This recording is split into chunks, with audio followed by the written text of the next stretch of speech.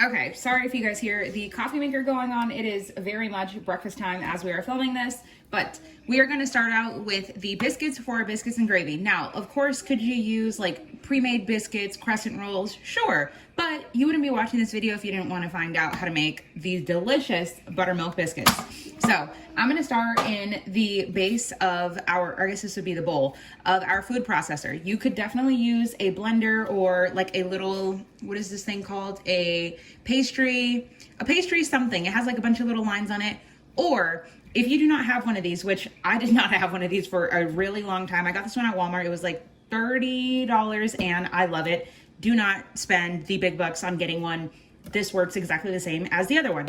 Now, you could absolutely do this in a large bowl and you'll see the reason we're using this is because of the blades here. Now, unlike a blender, we're not really trying to make a smoothie here. You would just want to pulse it, that's what we're gonna do. But if you take a large bowl and with the points of a fork, just slowly start breaking up your butter. Now, of course, the smaller you chop it, if you're doing it by hand, then the easier it will be to incorporate into small enough pieces to get super buttery, just fall apart tender biscuits. So first we're gonna start with 3 cups of flour. I always tell you guys, scoop in and then just do a little shimmy. I'm not that person that wants to like spoon it in and level it. That's just not me. Also, I hate how this thing gets caught with like, you know, stuff in there. It's just frustrating. So we're gonna do 3 cups of all-purpose flour. Now, I'd be lying if I didn't say that I have not tried it with, what's that flour called? Oh goodness. Self-rising flour. For a really long time, I told you guys in the beginning of the pandemic when flours were hard to find, all-purpose flour was the only thing that was left, and I was just tossing it left and right in recipes just to see if it would work, and it definitely did. But all-purpose flour is what I use. Then after your flour, it's a tablespoon of baking powder. That was half. And that is our oven. I have it preheated to 425 degrees. I know the temperature sounds high, but trust me, you need it. And the gardeners are starting to mow, so you guys might hear that too. I'm gonna add a teaspoon of sugar. Obviously, it is only a teaspoon, so you could leave it out if you need to because it's not very important, but in my opinion, it just adds a little bit of sweetness, of course, and it also definitely helps with the browning in the oven.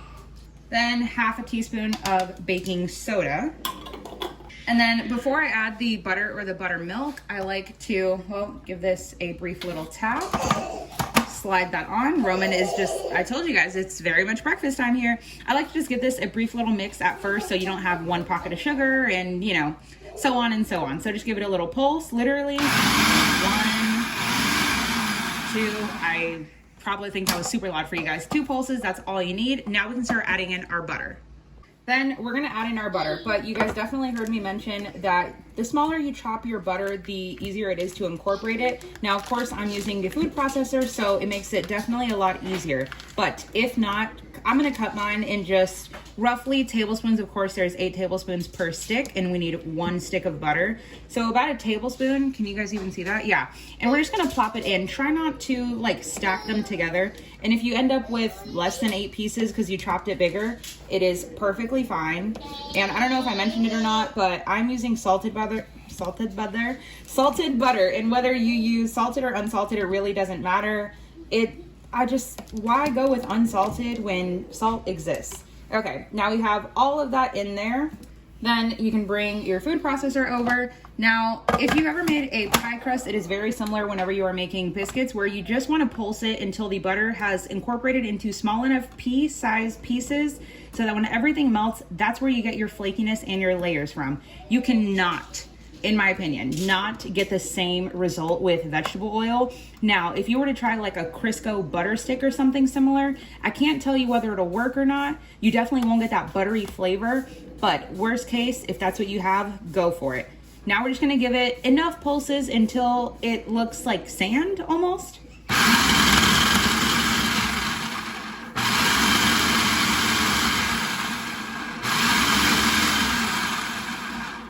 Okay, now I think that is great. Now the next step is bringing over the biggest bowl that Amber owns. Then, okay, once you can get this off, then you just want to shake everything in here. Now I know you're thinking, well, what are you going to add next? Because that looks incredibly dry.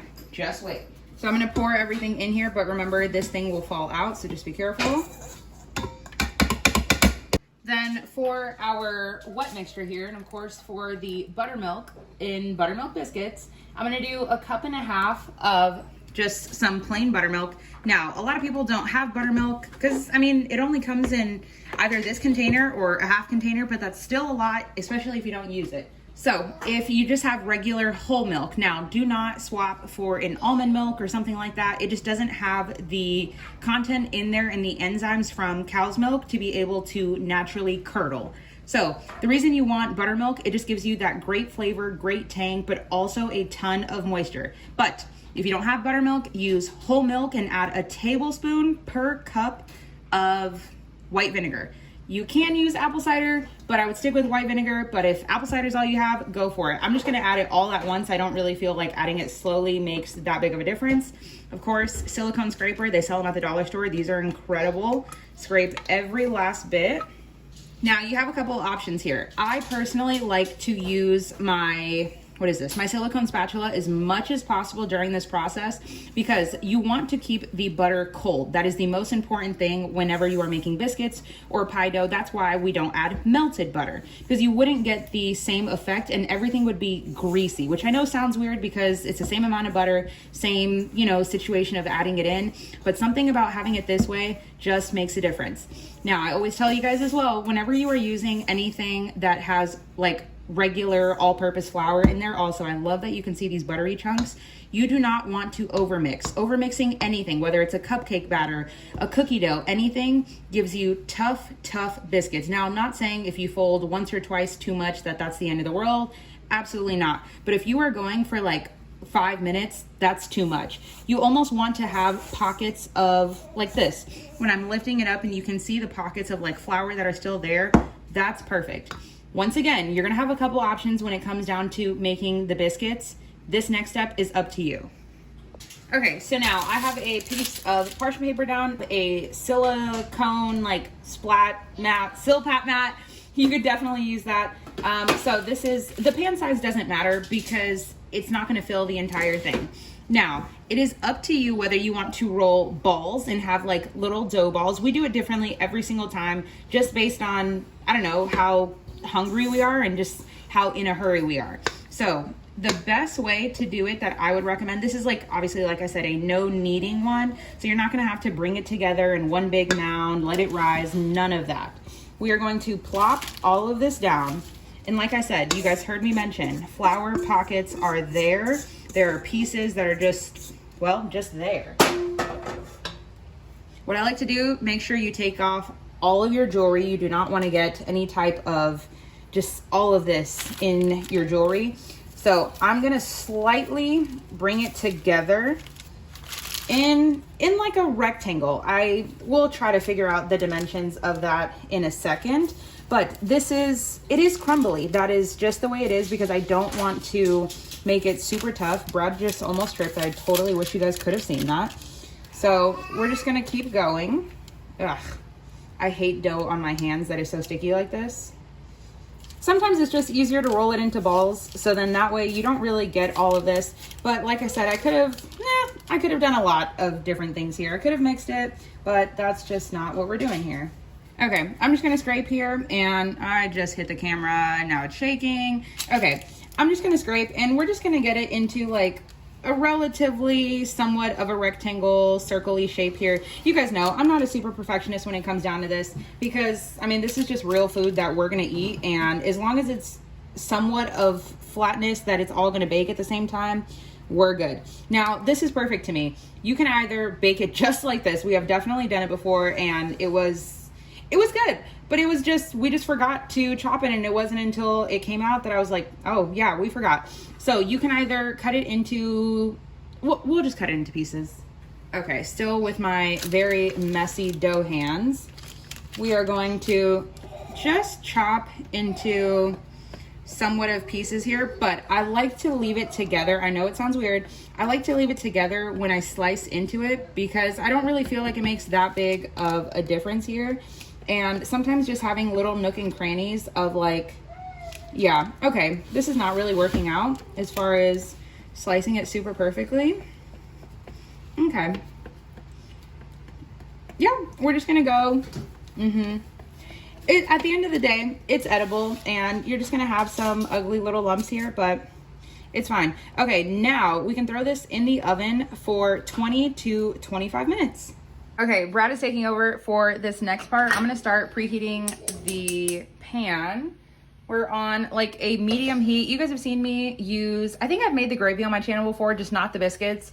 And well, now you have the biscuits and the gravy in one video. I'm telling you, you definitely want to bookmark this and save it. Brad's looking at me like, can you stop talking? We're so hungry.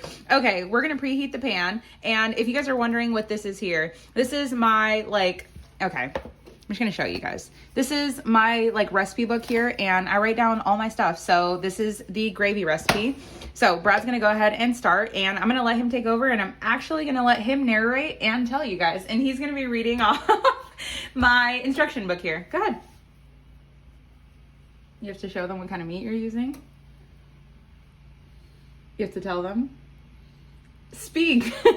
Tell them. Come on, or we're not eating.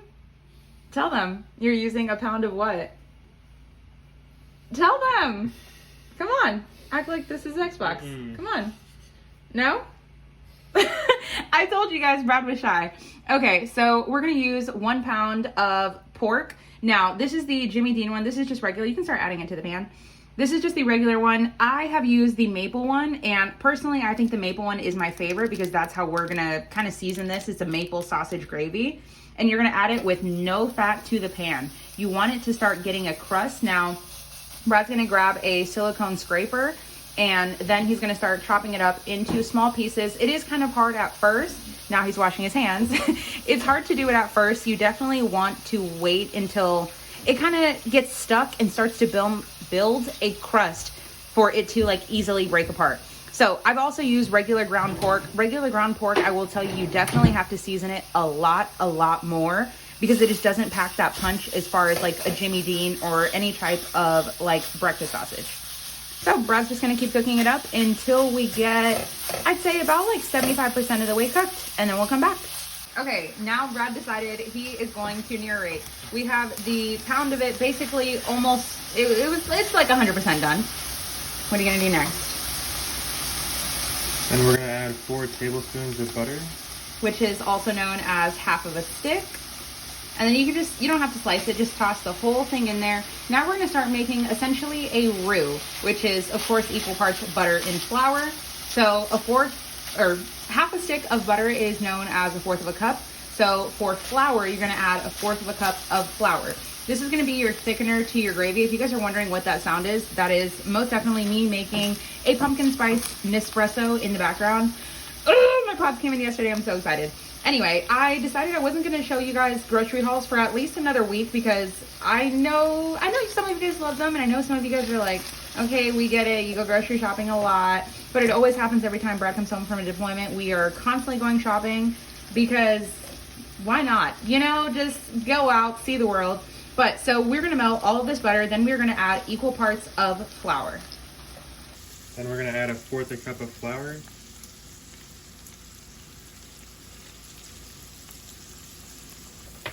And then what? So what are you creating? What are you doing? What's happening in the pan?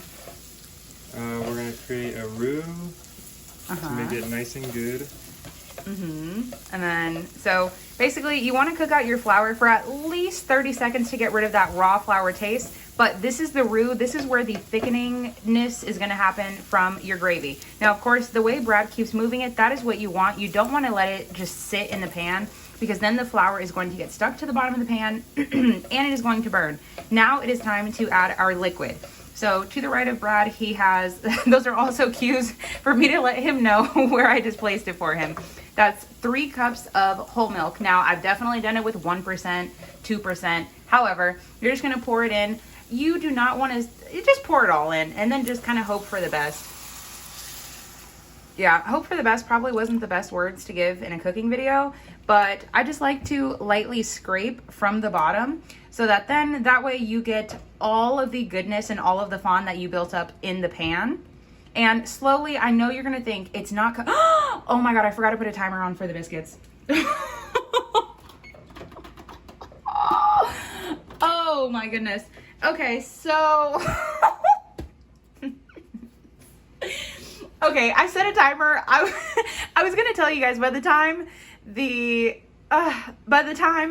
the biscuits were done out of the oven, your gravy should be done. That's what happens. We just got busy. I set the timer for 10 minutes on the stove, but like I said, they were gonna cook for 20 minutes, so we'll see where they're at in that time. So this, I'm gonna turn our pan now to high, and we're gonna let this come up to a bubble. Now, they always say, like, you know, a watch pot doesn't boil over, it doesn't burn, something like that. So kind of take your eyes off of it, but don't go and take a shower thinking it's gonna be fine. No, because this will start to boil over very, very fast. Now, I know you're thinking, where the hell is the seasoning? This looks like a bunch of nothing. So you're gonna add 3 different things here. We're gonna add some black pepper. Brad's grabbing that out of the cupboard. And I personally love a ton of black pepper in my gravy. That's just me though. I would go about a half a teaspoon, but to be honest, I don't really think anybody measures black pepper. So yeah, then you're also gonna wanna add sage. Okay, now I have, we have ground sage. I'm gonna add about a teaspoon, or he's gonna add about a teaspoon of that. Sometimes you definitely want to add more. It's going to be like double that amount of what he has in there. Now, could you add fresh? Yes, but is that necessary? No. Do people have that on hand? Not really.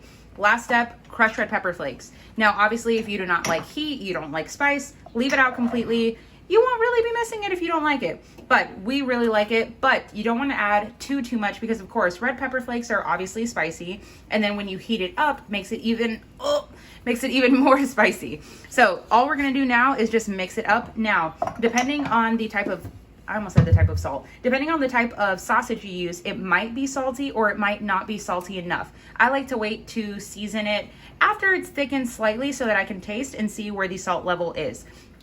But trust me, these are the only 3 seasonings you need in this. I know, you guys know I put a billion seasonings in everything, but I only add it when I feel like it's necessary. This is perfect. If you feel like it needs more oomph and maybe you just want more seasoningness, then definitely just add more of these same seasonings. And you can add maybe some other things if you want.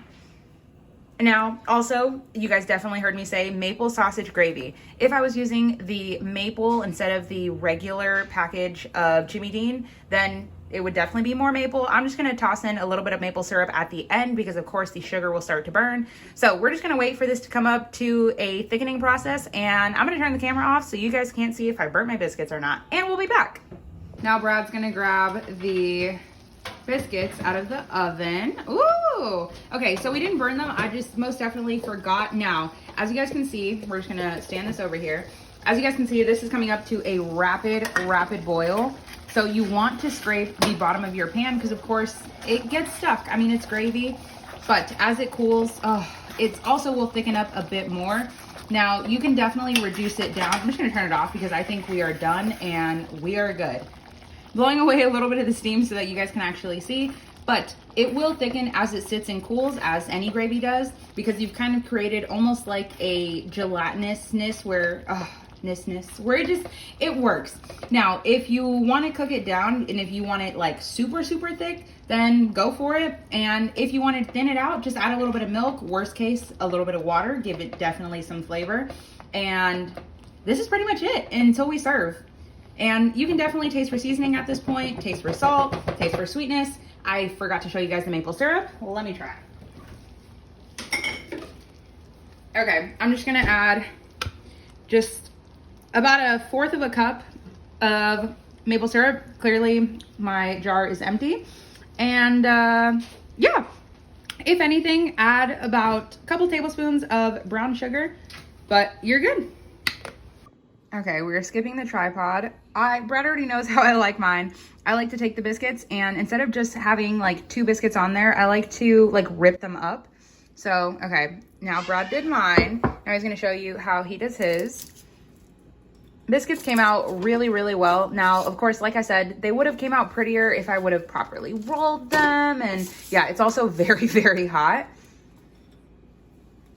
Then you just scoop this luscious gravy over. Damn. So good. Oh, we're going for more. So good. I mean, look at this.